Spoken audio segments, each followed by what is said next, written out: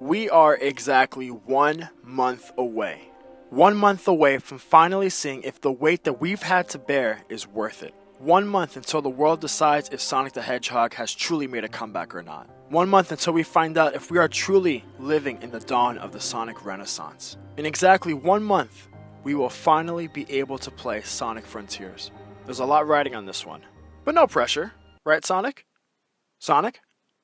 What is up guys, my name is rksonic, but you could also call me Ruben. And first things first, what do you guys think of my new microphone? I just got it. It's brand new. I'm gonna use it to make some Sonic ASMR videos, so stay tuned. So new microphone. Sonic Frontiers comes out in exactly 1 month from today, and it is still extremely hard for me to believe that because we've been waiting for so damn long, and I'm just so used to not having a Sonic game in my hands that's brand new. And the fact that one is coming out like in 4 weeks and 3 days, it's tough. It is extremely tough for me to handle that information and be like ready. I don't think I am. I don't think you guys are either. I don't think any of us are ready for this game. We've been through so much together, and I don't mean that like just this channel, right? I mean like the entire community. We have been through so much leading up to this game's release. It's insane. Like, do you guys remember? Like when the game was first announced at Sonic Central, we got that small little teaser. Like it gave us no information at all, other than the fact that it was coming out like in 2022. But immediately after that trailer, we got leaks of the game. Like, you know, it was called Sonic Rangers, and these playtesters that remember playing it all the way back in 2020, and it was open world, and it took inspiration from Breath of the Wild. It's insane. It's kind of crazy how this game's announcement ended up with leaks coming out about it, like right after, and now fast forward to today, and there are leaks of Sonic Frontiers right now as we speak that none of us should be seeing right now unless you want to get spoiled. But we're not going to talk about that. Just be careful, okay? While you're scrolling through YouTube or Twitter or whatever, just be careful because there are some crazy leaks out there. I've been avoiding them, but in case you guys are unaware, just stay clear of all that. So with only 1 month to go and given all the footage of the game that we've seen so far, what do we know? What do we know? What do we like? What don't we like about Sonic Frontiers? Let's talk about it. Well, I know one thing we know very little about is the story, right? So we know this game takes place on the Starfall Islands, and we know the names of 3 of them so far. We know about the first island, Kronos, the second island, Ares, and now the third island, Chaos. We know that Sonic is separated from Tails and Amy, is sucked into this unknown territory called Cyberspace. He escapes Cyberspace and now must save his friends, find the Chaos Emeralds, and somehow discover the truth of these Starfall Islands. You know what just hit me when it comes to this story? Like, call me crazy, but the premise of this story, does it vaguely remind you of Sonic Generations? I mean, think about it. Sonic's friends are taken away from him. He wakes up in some unknown place that he's never been to before, and now he has to travel across this mysterious place, but also revisit places of his past in order to save his friends, who most likely are being held captive on different islands. I don't know. It's just an observation, but the less we know about this story until release, the better. We haven't even gotten one cutscene of this game, like one actual cutscene that's in the game, like officially released to us. They want us to discover everything on our own. They want us to explore. They want us to just find out everything the moment we pick up the game and play it ourselves. And I love that. I think it plays into the whole mysterious vibe perfectly, and it just makes me want to pick up the game even more than I did before. I know a lot of Sonic fans tend to look forward to the story, sometimes more than the actual game itself, and that's perfectly fine. But I feel like this is going to be one of those rare cases where the gameplay and the story are going to be equally as good, and oh my god, I can't wait for it. And speaking of gameplay, I mean, come on. Have you guys seen, I mean, we've talked about it together. Have you guys seen the footage? Have you guys seen the things that you're able to do in this game? It's insane. The combat alone is going to be unlike anything we've ever seen in a Sonic game before. My man can do more than just homing attack now. He can hit you with lightning fast combos from the left, from the right, from the sky, from down below. He can shoot Ki Blast out of his fucking hands, okay? Ki Blast. He can dodge. He can parry. He can do so much. It's insane what this game is allowing you to do as Sonic, and oh god, I need a moment. I just need a breath. Give me 1 second, okay? Just 1 second. Okay, I'm good.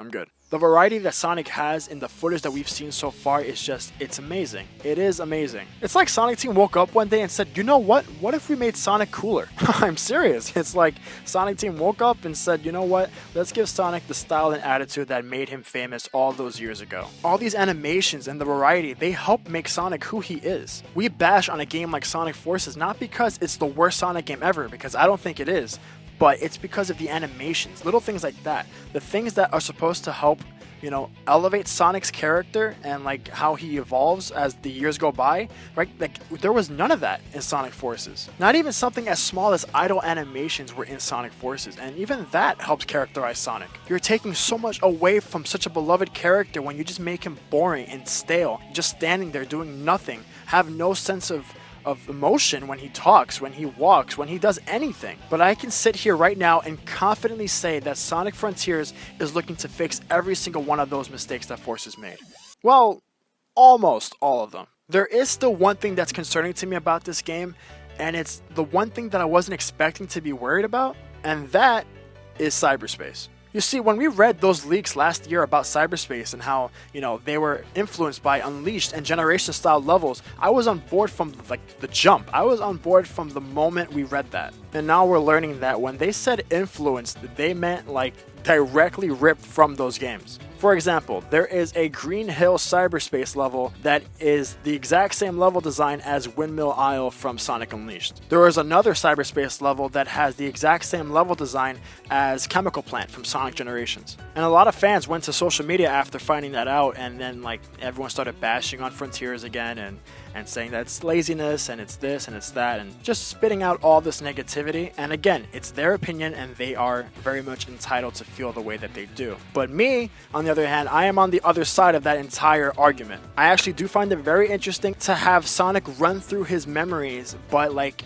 in a whole different way, almost. It's like his memory on shuffle, right? It's like he's running through places that he knows he's been to before, but they're mixed up with other places that he's been to before. It's cool. It's a cool concept when you think about it. So when it comes to reusing level designs, that part doesn't bother me, especially when they're taken from levels from games that were generally well received by the community. A good amount of fans love Generations, a good amount of fans love Unleashed, so they took levels that were from both those games and they're giving that to us in a whole different way. Again, that's just my opinion, you know, I'm not here to argue with anybody, but that's just how I feel. The part that does bother me about cyberspace is how Sonic controls in cyberspace. It's already been announced that Sonic's movement and his speed and like the way he handles in cyberspace is locked, right? It's locked to one specific type of control. Unlike the open world where you can go into the settings and customize Sonic and have him move any way you want, his speed and sensitivity cannot be adjusted in cyberspace. Which on paper sounds okay because it's not like we've been able to do that anyways in other Sonic games. But from the gameplay footage that I've seen of cyberspace, like at these showcases and these demos,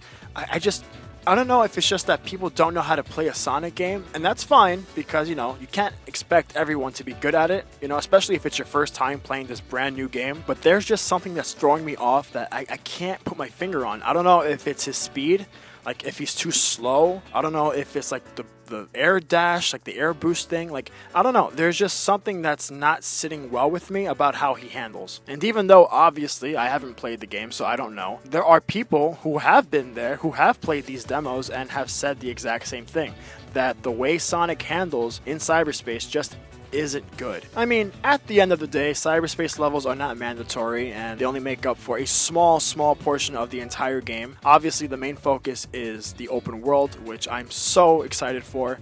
But you know what? We'll just, you know, time will tell. Time will tell if cyberspace lives up to the hype. I am absolutely loving the soundtrack that we've gotten so far. This definitely has all the makings to be one of the best Sonic soundtracks of all time, like in my opinion. So with exactly 1 month until Sonic Frontiers comes out, how am I feeling? Absolutely ecstatic. I cannot wait for this game.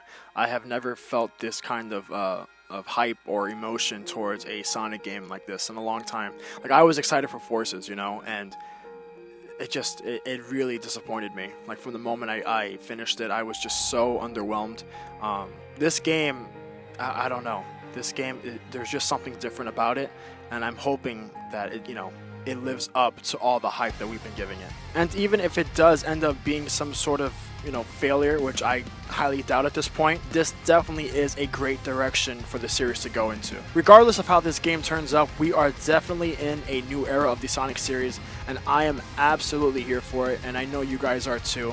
I will be with you every step of the way, from when Frontiers comes out to whatever comes next. I will be right here with you guys. Oh, and before I forget, in case you guys haven't done so already, please subscribe to the Sonic Frontiers newsletter, because if you do, you will get a code that will unlock Sonic's soap shoes from Sonic Adventure 2. Yeah, that's right, we're living in the best timeline. You know we are. But with that being said, thank you guys so much for stopping by and hanging out with me. If you enjoyed what you heard today, please do me a solid. Like, comment, subscribe, all that good stuff. It means the world to me. Thank you guys so much for your support. I love you all so much. Until next time, this is rksonic signing off. Thank you guys all once again, and have a great night.